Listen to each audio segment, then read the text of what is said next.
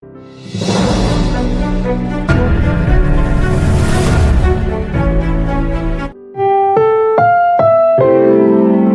programang ito ay rated SPG, striktong patnubay at gabay ng magulang ang kailangan. Maaaring may masiselang tema, lengguwahe, karahasan, sexual, horror o droga na hindi angkop sa Welcome back mga ka-episode ko. So narito mga dapat nating abangan dito nga lang sa abot kamay na pangarap kung saan dito na nga pinatawag nga nito ni Giselle ang lahat ng mga tauhan nga niya sa Apex at dito na nga niya pinakilala ang bagong finance nga na maghahawak nga sa Apex at ito nga si Eric. Kaya gulat na gulat nga ito nga si Doc Tanyag dahil hindi nga niya inaasahan na gagawin niya ito ni Giselle.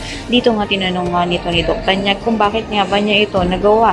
Nasabi nga nito ni Giselle na isang araw itong hiling ng kanyang anak kaya naman hindi niya nga ito matatanggihan upang sabihin makasama niya na nga ito. At ngayon nga nasa Apex na nga ito nga sila Justine at si Eric, meron namang hindi magandang pinaplano ang mag-ama laban nga dito nga sa Apex. Ito na nga kaya ang paghihiganti nila. Ang lahat ng yan abangan natin.